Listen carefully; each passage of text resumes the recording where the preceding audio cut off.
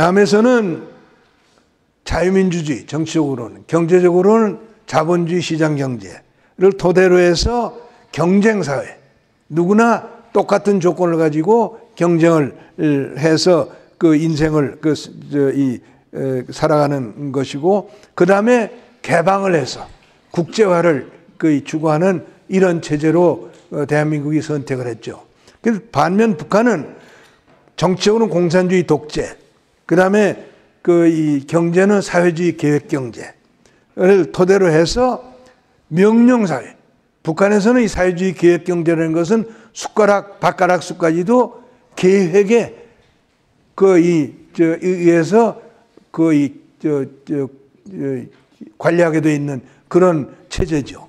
그래가지고 시키는 대로 먹고, 시키는 대로 입고, 시키는 대로 말하고, 시키는 대로 생활하는 그런 체제가 됐죠.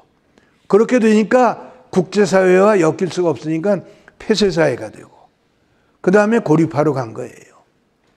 그러한 그 체제 선택이 이루어진 겁니다. 그리고 이 두 체제 간에 60여 년 동안 정말 죽기 아니면 살기로 경쟁이 벌어진 것 아닙니까? 그 경쟁이 벌어지는 동안에 여러 가지 사건이 있었죠. 그러나 아무튼 경쟁을 통해서 오늘날 아까 보여드린 것 같은 그런 이제 남북의 차이가 생겼는데, 사실은 우리가 또 하나 알아야 될 게 있어요. 해방 당시에 남북의 경제 형편이 어땠느냐?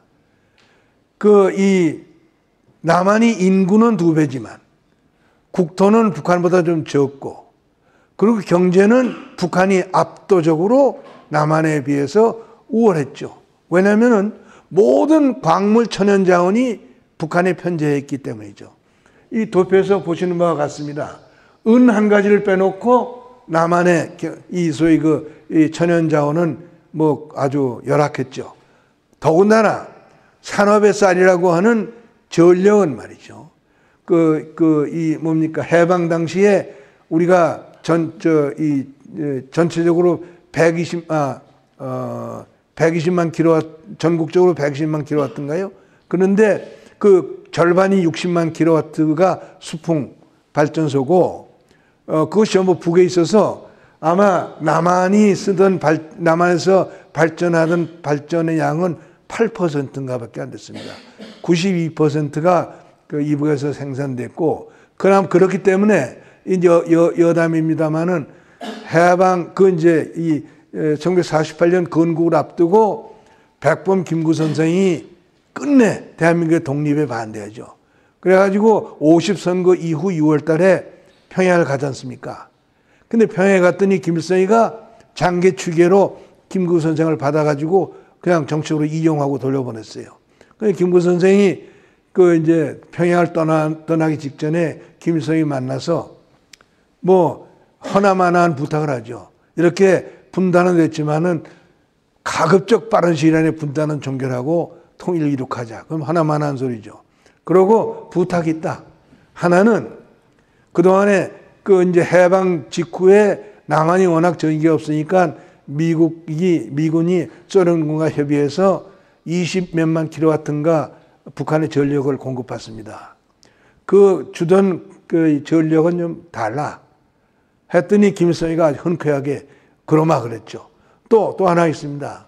38선이 옹진반도를 자르는데, 옹진반도 잘라진 남쪽에 해주가 있고, 그 해주는 남한과 육지로 연결이 안 돼 있어요. 그런데 해주에는 물 공급원이 없어요. 그래서 해주는 연백평야에 있는 저수지에서 물을 공급받았는데 그것도 좀 계속 달라. 그랬더니 김일성이가 둘 다 흔쾌하게 오케이 했는데, 김구 선생 서울에 돌아오고 20며칠 지나가지고 딱 끊어버렸죠. 제가 그때 국민학교 5학년 때입니다. 5학년 때고, 이제 중학교 입학시험 공부를 하잖아요. 그 전기가 끊어지니까 전기 나가고, 이제 저는 그때부터 6.25 날 때까지 전기 구용 못 했습니다. 뭐 등잔이나 호롱불을 가지고 공부를 했죠. 그랬었어요. 그런데 지금의 이제, 그로부터 70년이 지난 뒤에는 이런 상황이 되지 않습니까? 또 이제 이 체제 경례의 결과로 이제 대한민국은 뭐 아시는 대로 이렇게 됐고, 북한은 경제가 지금 완전히 파산 상태죠. 파산 상태라서 지금 북한이 가지고 있는 설비 가동률도 여러 가지 자료를 가지고 보면은 20% 내지 30%밖에 안 된다 그럽니다. 그리고 뭐 아시다시피 기아 문제가 항상 있고 요번에 이 북한 탈주 병사 뭐 말썽이 됐지만은 그 건강 상태를 보더라도 그렇고 그리고 이제 1994년부터 3년 사이에 300만이라는 사람이 굶어 죽었고 또 수십만이 만주를 해가지고 중국을 전전하고 뭐 몽고 이런 데를 해가지고 전전하다가 죽거나 또는 송환되고 그러고 한 3만 되는 사람이 지금 대한민국에 지금 들어와 있죠. 뭐 이런 상황이고 지금 이제 국제 여러 평가 기관이 있죠. 가령 에코노미스트라든가 프리덤 하우스라든가 OECD라든가 또 포린 팔러시라든가 이런 데서 여러 가지 지표로 북한의 전 세계 국가들의 지수를 내는데 어떤 지수도 북한은 맨 바닥입니다. 이렇게 지금 달라져 있단 말이죠. 이것을 우리가 염두에 두고 이제 통일 문제를 생각해야 되는데 그래서 이 통일 문제를 생각하는데 여러분이 생각해야 될 게 가장 중요한 게 있습니다. 그것은 여기 지금 그렇게 표시는 안 되어 있습니다만은 오늘날 세계는 경쟁력의 세계입니다. 경쟁력의 세계예요. 전에 가트 체제가 세계 경제를 통제하던 시대에는 그래도 각 국가별로 그 국가가 보조금을 주어서 경쟁력이 떨어지는 부분을 좀 이렇게 지원하는 것이 허용이 됐었어요. 그런데 지금 지금은 OECD 체제인가요? 뭔가요? 현재 경제 체제는 일체 보조금이 인정이 되지 않습니다. 특정 분야에 한시적으로 2년이나 3년 동안 그레이스 피어리어드는 인정되지만은 절대로 보조금이 인정되질 않아요. 그렇기 때문에 이제는 경쟁력이 있으면 살고 경쟁력이 없으면 도타당하는 겁니다. 그렇게 본다면은 대한민국과 북한의 경쟁력을 우리가 생각 안 할 수가 없죠. 대한민국의 경쟁력은 세계 톱 클래스입니다. 여하튼 내면적인 여러 가지 사정은 또 있겠지만은 북한은 바닥입니다. 이 두 개의 바닥의 경쟁력과 톱 클래스의 경쟁력을 통일을 섞는 거니까. 그렇게 섞어버리면 어떻게 되느냐. 세 가지 경우가 나오죠. 톱 경쟁력을 갖는 체제로 합치는 경우. 그거는 말하자면 독일의 경우죠. 그러면은 톱 경쟁력이 경쟁력이 낮았던 지역으로 파급되죠. 뭐 여러 가지 수단을 강구해야 되겠지만은 반면 우리가 경쟁력이 없는 지역으로 가령 통합이 되면은 그건 경쟁력이 다 없어지는 거 아니에요? 그 다음에 둘을 섞으면 어떻게 되느냐? 그런 이런 현상이 생기죠. 경쟁력이 있는 체제와 경쟁력이 없는 체제가 비빔밥을 만들 수 있느냐 하는 것이 기술적으로도 문제가 되지만은 비빔밥이 만들어지면 그 비빔밥 속에 들어가는 경쟁력이 없는 부분은 경쟁력을 훼손시킬 겁니다. 그렇잖아요? 또 하나 중요한 게 있어요. 이거는 이제 이따 시간이 있으면 말씀드리게 될는지 모르지만은 연방제 통일 문제하고도 관련이 되는 건데 이 우리 사회 현상에는 그레샴의 로우가 항상 살아납니다. 그래서 악화는 양화를 구축하게 돼 있어요. 그래서 가령 섞어버린다.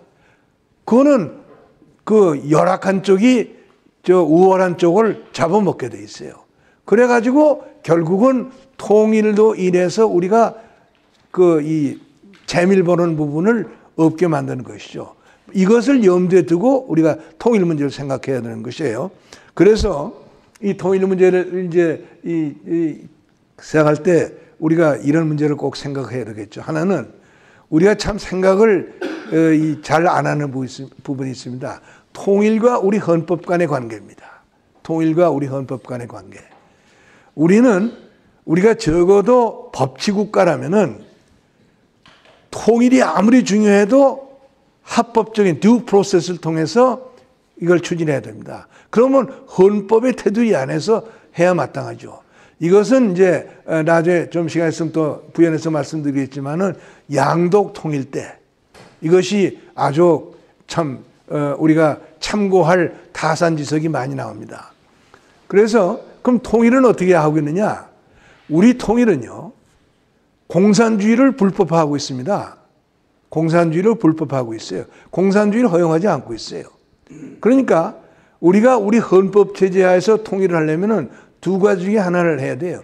우리 헌법 체제 안에서 통일 이룩하는 것하고 아니면은 헌법을 고쳐야 돼요. 헌법을 고쳐가지고 공산주의도 들어올 수 있는 공간을 만들어줘야 돼요. 그러나 그러한 헌법이 고치는 현상이 생기기 위해서는 그 과정이 중요해요. 그 과정을 무시하고 헌법이 고쳐졌다고 우리가 가정에서 생각할 수가 없어요. 그러니까 그 과정에 들어가기 전에는 우리 헌법 테두리 안에서 통일을 생각해야 된단 말이죠. 그러려면은 첫째로 법적으로는 우리가 그 이제 헌법대로 하면은 북한이 공산주의를 버려야 되죠. 그 법적으로도 그렇고 또 아까 말씀드린 경쟁력의 차원에서도 공산주의를 버려야 경쟁력을 찾을 수 있으니까 이 북한이 공산주의를 버려야 되는 겁니다. 그런데 지금 1990년 김대중 씨의 6.15 선언 이후 우리 사회가 지금 아주 교란당하고 있는 것은 그 6.15 선언에서 연방제와 연합제와 낮은 단계 연방제 간에 공통점이 있다는 것을 인정하고 그 차원에서 통일을 추진한다고 한 그 항목 때문에 엄청난 우리 사회의 교란이 지금 생기고 있죠. 왜냐하면은 이렇습니다. 6.15 선언 2항에 연합과 연방 간의 공통성이 있다고 하는 것은 그건 사실이 아닙니다. 국가연합이라고 하는 것은 영어로 confederation이라고 해가지고 두 개 이상의 주권 국가가 각자의 주권은 유지한 채로 그 참가 국가 간에 합의하는 영역에서 협력을 합의해서 추구하는 체제예요. 그 영연방이라든가 이런 것입니다. 반면 연방은 두 개 이상의 주권 국가가 각자의 주권은 버리고 단독 주권을 갖는 연방 주체를 만들고 그리고 먼저 주권 국가였던 나라는 주권이 없는 지방 국가가 되는 거예요. 이거 전혀 다른 겁니다. 공통성이 있을 수가 없어요. 그런데 이 북한에서 낮은 단계 연방제라고 하는 말장난을 했어요. 91년에 김일성이가 1991년 신년사에서 만약에 남쪽에서 아직 연방제를 받아들일 수 없으면은 이 지방 정부의 권한을 누리고 중앙 정부의 권한을 조정하는 이 낮은 단계 연방제를 우리가 받아들일 용의가 있다 이렇게 얘기했죠. 그러나 그 낮은 단계 연방제도 틀은 연방제예요. 남북한의 주권 국가의 이 위상은 버리고 고려민주 연방공화국 무슨 위원회인가 하는 연방 정부를 만들어서 거기에다 주권을 귀속시켜야 된다는 게 절대적인 조건이에요. 그러니까 연합제 연방제 간에는 동질적이 없는 것이 없는데 다만 거기에 또 이상한 틈이 생겼어요. 1972년에 원래 1961년 5.16 군사혁명 이후에 이 박정희 체제는 대통령은 남북 간의 경제 격차를 역전시키기 전에는 통일 문제를 논해서는 안 된다 그래가지고 통일 논의를 억제했죠. 금지했습니다. 그런데 1972년 대통령 선거 때 김대중 씨가 야당 후보로 나오면서 통일 문제 논의를 전면에 내세웠거든요.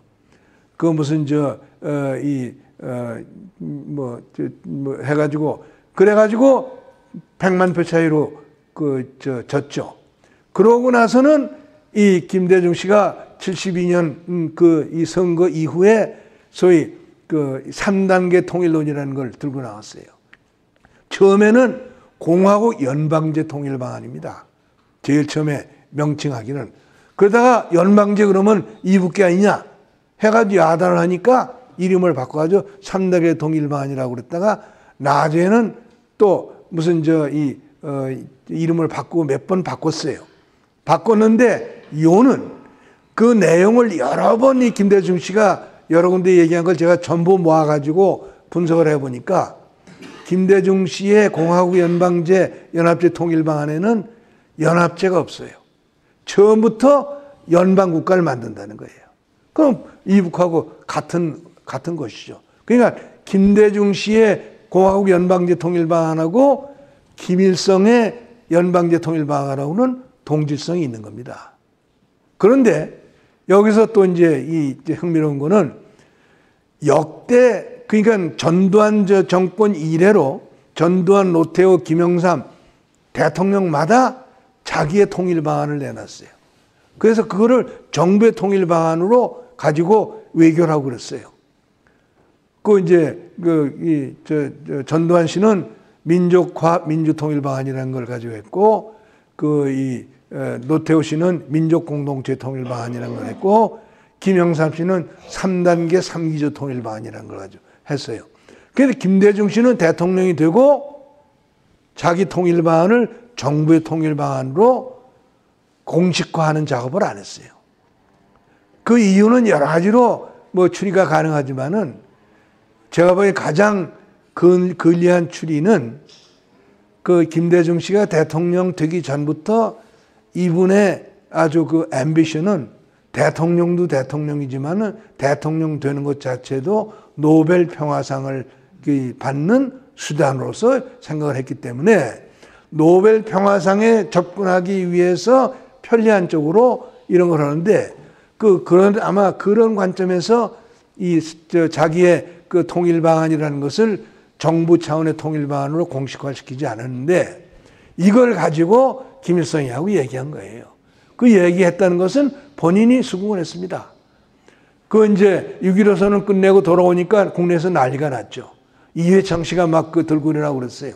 그랬더니 처음에는 이회창 씨를 만나서 뭐라고 그랬냐면은 그거는 노태우 씨가 말한 통일 방안을 가지고 얘기했다 이랬어요. 그런데 그 다음날 국무회의에서는 아주 엉뚱한 얘기를 했어요. 6.15선언 이항은 왜 나왔느냐? 김정일이하고 얘기를 하는데 김정일이가 자꾸 고려민주연방공화국 통일 방안을 얘기를 하는데 얘기를 하다가 보니까 내가 야당 제야 시절에 얘기했던 공화국 연방제 통일 방안하고 비슷한 점이 있어서 그래서 그렇게 합의를 했다 이렇게 얘기했습니다. 이런 연구가 있어가지고 이제 그랬는데 그러면은 이것은 당연히 언젠가는 헌법적 차원에서 시비가 붙을 겁니다. 저는 늘 그렇게 주장을 하고 있습니다만은 이것은 적어도 헌법재판소가 위헌 여부에 대한 판단을 해야 됩니다. 그는 이제 지금 현 단계에서 그걸 가지고 더 이상 얘기할 필요는 없습니다만은 그런 것이죠. 그 다음에 또 하나는 아까 말씀드린 것처럼 연방제 통일을 하면은 어떤 문제가 생기느냐. 인구 비례가 무시됩니다. 남한의 인구가 지금 북한의 2배 강인데 남북을 1대1로 할 겁니다. 1대1로 하죠. 1대1로 하면 어떻게 되느냐. 남한의 1회는 정치적으로 좌에서 우로 사실상 북한과 똑같은 정치 세력을 포함해서 구성이 되어가지고 대표단이 나갑니다. 북은 완전히 하나로 똘똘 뭉쳐있는 세력이 대표단을 해서 나옵니다. 그러면은 그렇게 해서 만들어지는 회의체에서는 다수결의 원칙이 준용될 것 아닙니까? 그러면은 북한이 마음대로 할 수 있는 거예요. 이것을 막을 장사가 없어요. 그렇기 때문에 연방제는 안 되는 것이고 연방제가 되려면은 남북한의 정치적 칼라가 동질화돼야 돼요. 이것이 이제 여러분이 많은 분들이 오해를 하시는 부분인데 독일의 통일, 지금 현 정부 우리 문재인 정부에서도 독일의 통일을 많이 듭니다. 그래가지고 독일의 통일은 합의 통일이다 이래요. 합의해서 한 통일이다. 평화적 통일이다 이런단 말이에요. 그런데 그렇지 않죠. 독일은 브란트가 1970년에 그 소위 이 두 개 동독 정책을 추구할 때 브란트는 뭐를 슬로건으로 했냐면 접촉을 통한 변화입니다. 노골적으로 이 접촉을 통해서 동독을 변화시키겠다 그랬어요. 그리고 서독의 대동독 정책은 알파부터 오메가까지 서독의 일거수일투족은 동독의 변화를 연결시켜서 된 겁니다. 그러다가 1987년부터 동독이 무너지기 시작하죠. 1987년부터 동독이 무너지기 시작하고 87년 이 7월 달에 이 대탈주가 시작되죠. 동독 주민들이 주변의 헝가리, 이 폴란드를 통해서 서독으로 대탈주를 시작하죠. 그때 이제 서독은 우리가 참고해야 될 행동을 합니다. 그 당시에 서독은 소위 이 기민당 정권이지만은 이 외교는 3인당이 했습니다. 겐쇼라고는 3인당 당수가 외상이고 수상은 헬무트 콜이죠. 그런데 그 대탈주가 생기자마자 겐쇼 수상이 헝가리로 갑니다. 그게 헝가리 부다페스트에 있는 서독 대사관 발코니에서 거기에 모여 있는 이 동독 탈주자들한테 서독은 여러분을 무제한 받아들이겠다고 선언합니다. 무제한 받아들이겠다. 그러고 그 기세를 꺾지 못해가지고 결국 동독도 이제 이 대탈주를 허용하죠. 그래가지고 그때부터 수만 명이 이제 서독으로 이주를 하는 일이 생기는데 그와 병행해서 동독에서 민주화운동이 생깁니다. 87년에 라입치히에서 몬타크 어셈블링가 하는 이 소규모 집회가 시작돼가지고 그것이 매주 목요일 날 데모를 하는 과정에서 늘어나죠. 그러다 89년에 오니까 이게 뭐 걷잡을 수 없이 크니까 호네커 이제 동독 공산당 당수가 견딜 수가 없으니까 골바체프한테 SOS를 치죠. 이거 우리가 무력으로 탄압해야 되겠는데 소련군을 지원해달라. 그러니까 89년 7월에 골바체프가 베를린에 왔다가 호네커를 만나가지고 역사적으로 유명한 얘기입니다. 동독의 변화가 필요하다. 시간은 늦게 오는 사람을 처벌한다. 그러고는 그냥 가버리죠. 그러니까 호네커가 견디지 못하니까 자기가 물러나고 에곤 크란츠라고 하는 좀 덜 악명이 있던 공산당원을 당 서기장으로 선출하죠.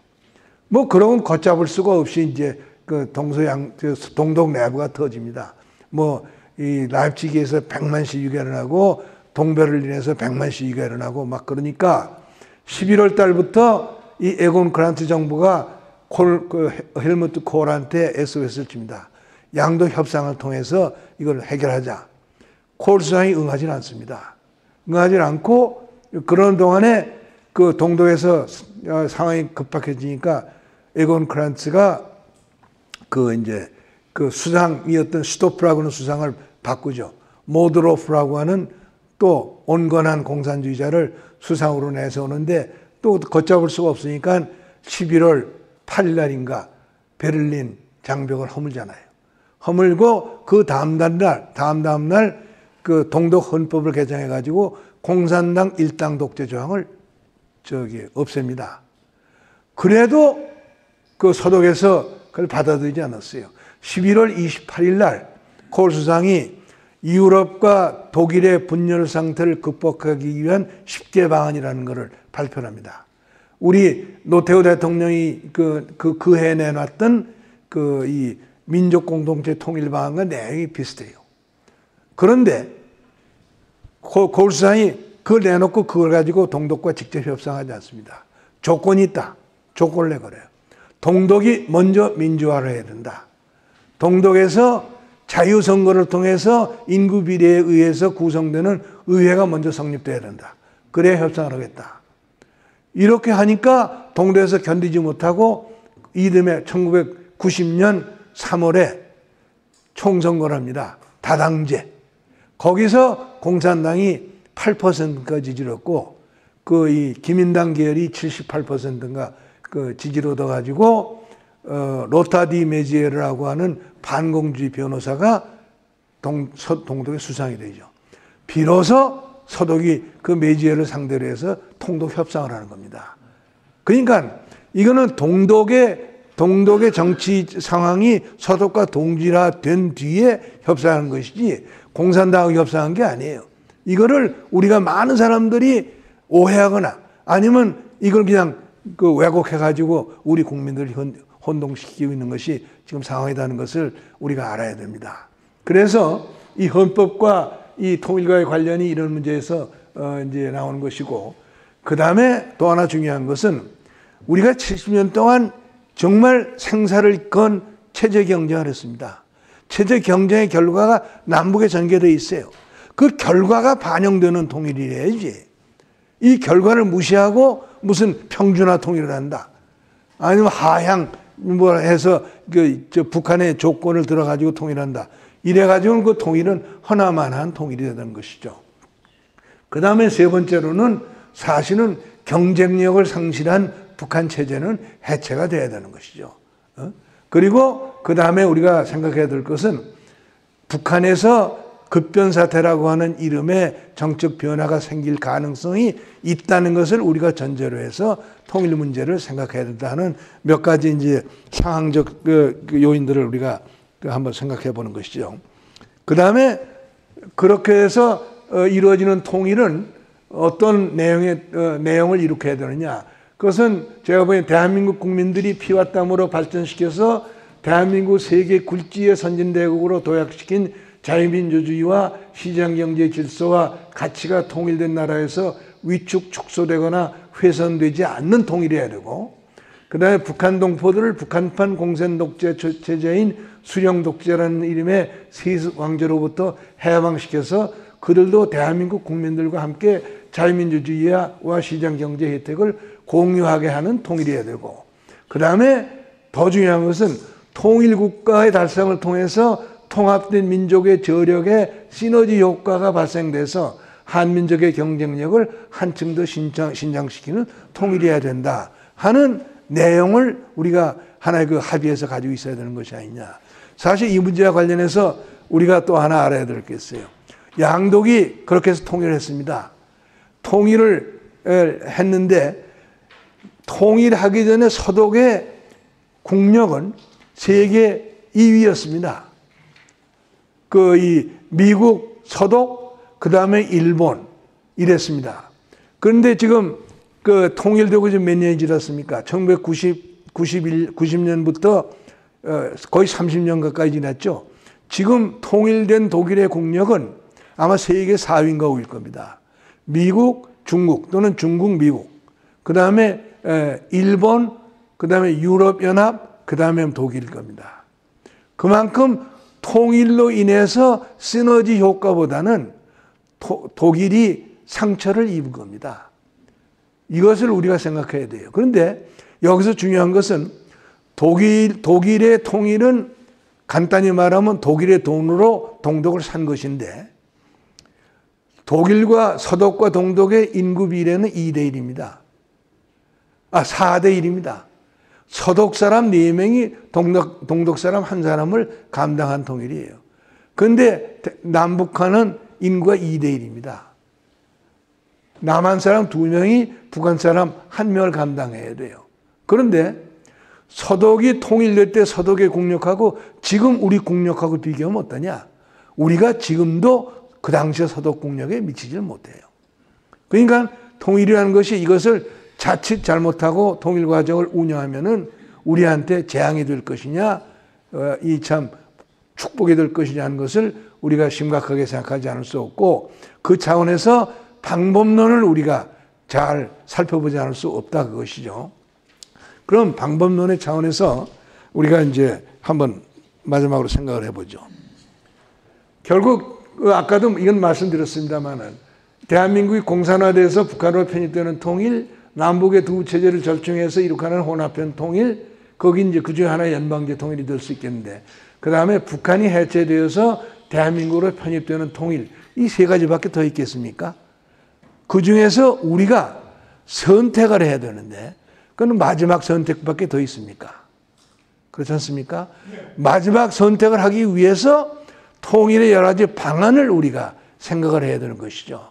그 통일의 방안은 결국은 우리가 첫째로 생각해야 될 것은 결국 통일 이후에 우리가 북한을 이제 소생시키는 북한을 끌어올리는데 경제적 뒷받침은 남쪽에서 해야 되니까 경제적 뒷받침을 할 수 있는 경제적 파이를 우리가 필요한 만큼 더 키워야 된다 하는 절대적 명제가 생겨나는 것이죠.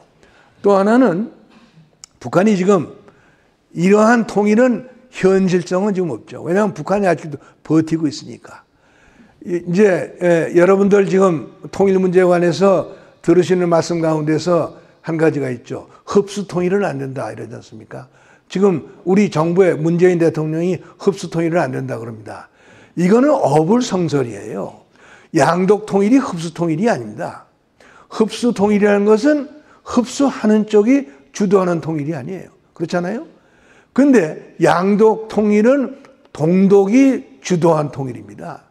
동독이 스스로 전방을 닫고 우리를 안아들여 달라 해서 서독에서는 처음에 사실 거기에 대해서 긍정적이 아니었어요. 원래 서독은 우리 한국 사람들보다는 이지적이 돼서 통일에 대해서도 그렇습니다. 독일이 서독이 국가 수립이 될 때에 헌법을 제정하면서 헌법이라고 제정하지 않았습니다. 기본법입니다. 왜냐 헌법은 독일 민족이 하나가 됐을 때 제정하는 것이고 지금 당장은 기본법이면 족하다. 그래서 명칭이 기본법이고 기본법에 두 개의 조항을 뒀어요. 23조와 146조. 23조는 동독의 육개주가 육개주의 의사로 서독의 편입을 희망하면 받아들인다. 그 다음에 146조는 앞으로 독일 민족의 운명에 어떤 필요한 계기가 생기면은 헌법을 폐기하고 새로운 헌법을 제정한다. 이렇게 돼 있어요. 그래가지고 1989년에 통일되는 사항이 전개되니까 서독의 국론이 분열이 됩니다. 서독의 지식인들의 대부분은 통일은 헌법 146조에 의해서 해야 된다라고 주장을 했어요. 왜냐? 논리적으로 아주 재미난 적을 했죠. 통일이 되면은 동독 국민 주민이 2등 국민이 돼서는 안 된다. 동등한 국민이 돼야 되기 때문에 그 동등성을 보장하기 위해서는 헌법을 새로 만들어야 된다. 그런데 이제 코올 수상이 어느 시점에선가 코올 수상도 처음에는 146조 파였습니다. 어느 시점에서 23조로 전향을 했죠. 그래가지고 동독이 1990년 3월 총선거 후에 동독 6개주 의회가 각기 해체 결의하죠. 그러고 나서 통일조약을 만들고 통일조약에 의해서 말은 통일조약이지만은 6개주를 개별적으로 서독 연방에 편입시킨 겁니다. 그게 통일이에요. 그러니까 전 과정을 동독이 주도한 거예요. 그러니까 이게 흡수 통일이 아니라 문법적으로 맞으려면 피흡수 통일이에요.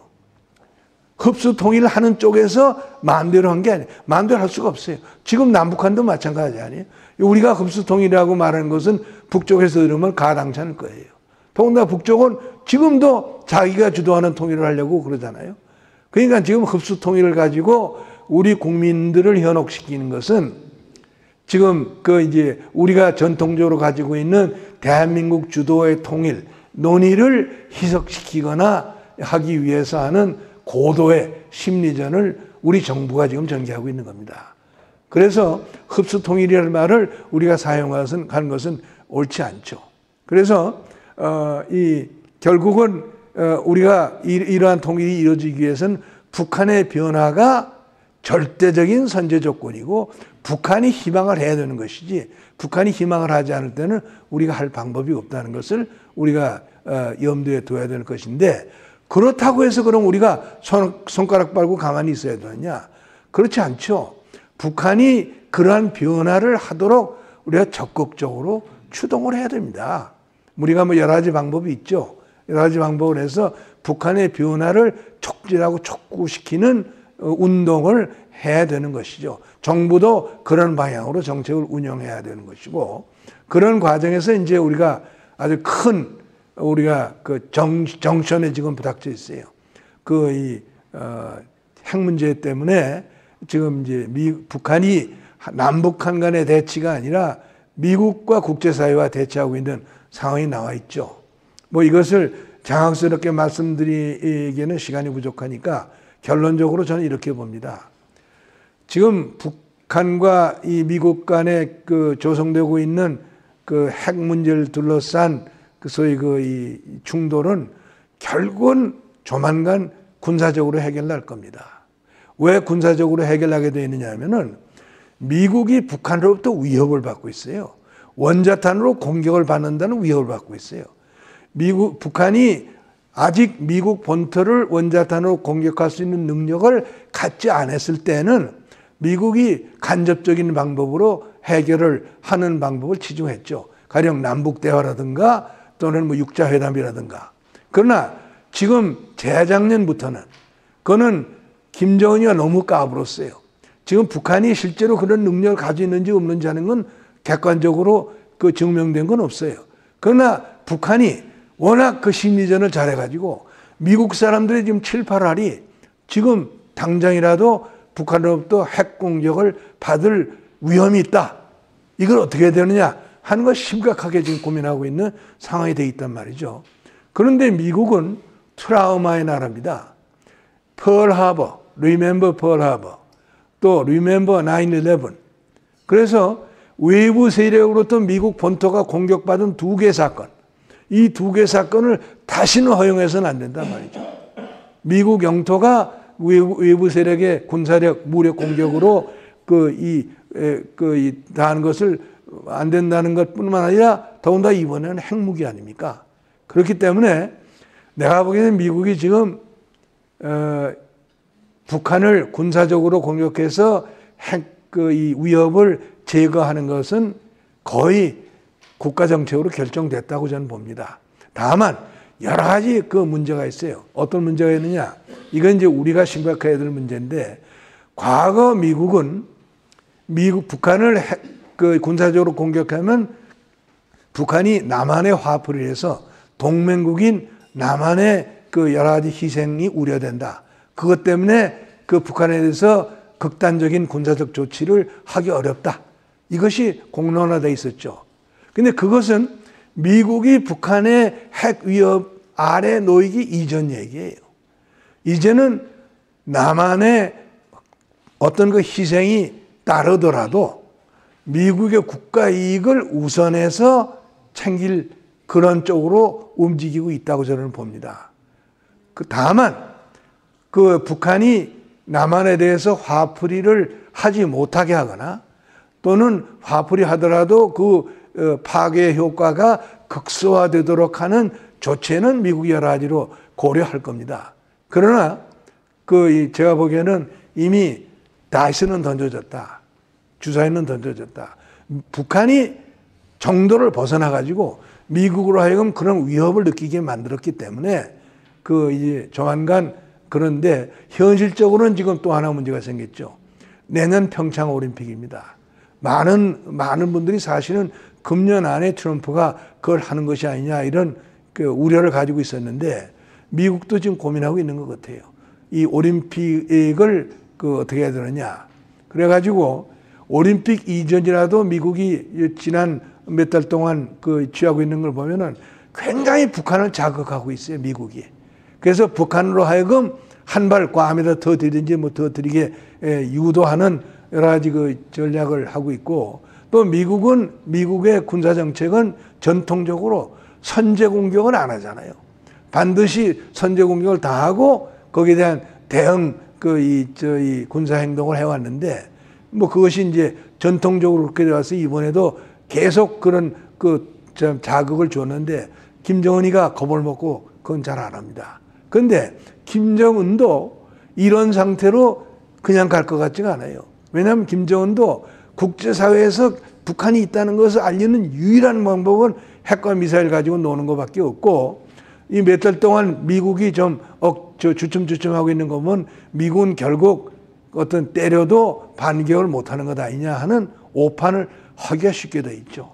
그래서 아마도 이 평창 올림픽이 끝나면은 제가 보기에는 미국의 군사 행동이 나오는 것이 아니냐, 좀 그렇게 전망을 합니다. 그 뭐 저 개인의 전망이긴 하지만은 제가 보기에는 그 적지 않은 사람들이 그런 방향으로 생각하고 있는 것 같고, 그 상황이 이제 우리 통일 문제에 대해서도 하나의 새로운 어떤 시야를 열 것이다 이렇게 생각을 해서, 통일 문제가 우리가 생각하는 것보다 훨씬 빠른 시일 안에 우리 테이블 위에 올라올 가능성이 있다 하는 것을 생각을 하는데, 이렇게 생각을 하면은 사실은 고민입니다.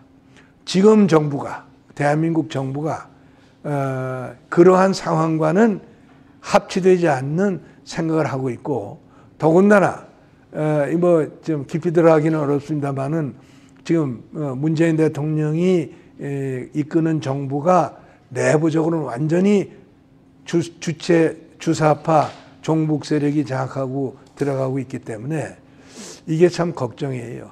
이게 이제 어떤 변수를 가져오는지. 그러나 내가 보기에는 미국이 거기에 대해서 별로 구애를 받지 않을 겁니다. 미국이 구애받아야 될 것은 가령 이 북한의 화풀이로 인해서 남한이 입을 피해를 가령 제거하거나 최소화시키는 것이 미국의 어떤 이해관계 테두리 안에서 생각하는 것일 텐데, 만약에 대한민국 정부가 그런 미국의 정책에 협조하지 않으면은, 그거는 바꿔 말해서 대한민국 정부 스스로가 그 어떤 상황에서 일어나는 피해에 대한 책임의 상당 부분을 책임을 져야 된다는 상황이 만들어지는 것이니까, 미국이 북한에 대해서 군사행동을 일으킬 때 그만큼 부담이 덜어지는 요인으로 작용하게 될 수 있다, 이런 것이죠. 저는 이런 생각을 가지고 요즘 상황을 보고 있습니다. 그래서 제일 제가 참 걱정하고 신경을 쓰는 것은, 여러분들께서도 대한민국 현대사, 여기에 대해서 관심을 가져주셔야 된다고 합니다. 지금 작년에 그 박근혜 정부 때 국정교과서로 그 대한민국 현대사의 일부분을 좀 정비했었어요. 뭐 필요한 부분에 3분의 1도 못 되지만은 그나마 지금 불원 문서가 되어 있습니다. 그 상당한 부스를 그대 전국에 공급하기 위해서 인쇄해 놨는데 한 권도 지금 구할 수가 없습니다. 이 정부가 그거를 풀어내지 않고 있고, 그리고 교과서는 지금 새로 만들고 있죠. 또 그 과거에 그 문제가 됐던 그 무슨 교과서보다 더 맹랑한 교과서가 나올 겁니다. 그렇기 때문에 이 현대사를 참 이 부분을 살리기 위해서는 제가 보기엔 제일 중요한 게 내년에 있을 지방선거의 교육감 선거입니다. 교육감 선거에서 좌익이 아닌 사람들이 교육감이 돼야만 우리가 이 자라나는 세대들을 여기서 보호하고 건져낼 수 있는 어떤 그 돌파구가 마련되기 때문에, 이 문제에 대해서 우리가 국민적 차원에서 교육감 선거에 관심을 꼭 가져야 됩니다. 그걸로 이제 말씀을 끝내려고 합니다만, 시간을 너무 많이 써서 많이 피곤하시겠습니다. 제 말씀을 이 정도로 끝내고, 또 여기다 이 관련해서 혹시 질문이 있으시면은 답변을 해드리도록 하겠습니다. 장시간 피곤하시겠습니다. 감사합니다.